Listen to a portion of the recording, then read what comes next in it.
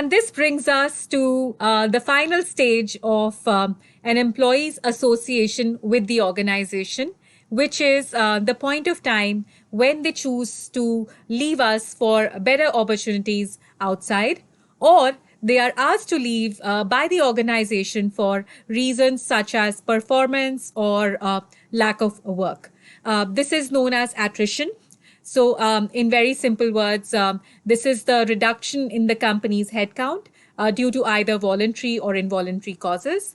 And this is a very, very interesting part of analytics.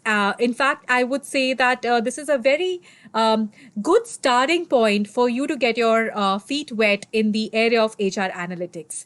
At this point, I would also like to draw your attention to our existing course on employee attrition, which we have designed to be the first course that an HR analytics person can start with.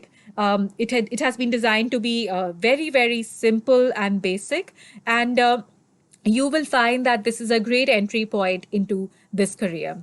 So the kind of questions that the HR analytics team will need to be able to assist the HR in finding answers for are things like how many people do I need to hire to maintain my workforce size?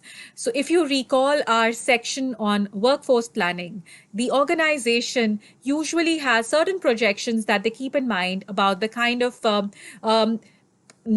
capacity they will need to plan for. So whether it is to maintain their existing productivity, or whether they are looking at additional work or additional projects in the future, there are certain calculations which are done in order to be able to predict the size the company should be.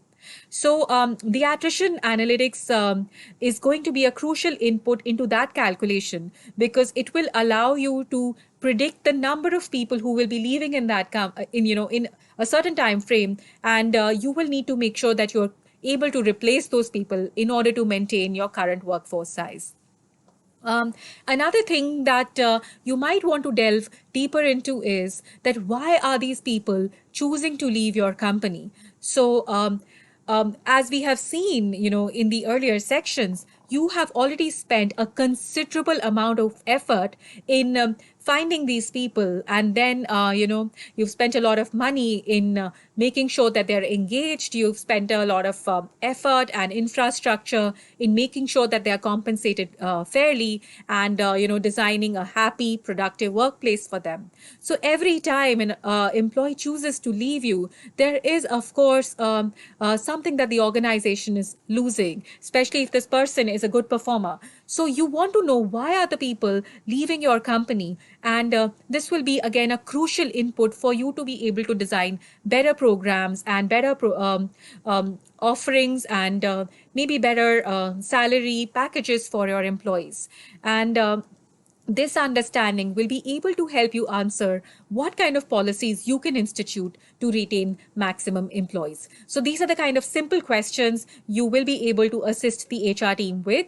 And I believe this is, even though this is the last stage of the employee life cycle, I actually think this is a great starting point, because this section will actually provide inputs that will be required for many other areas of the employee's life cycle. So let's move on and discuss a little bit more about why this is so important.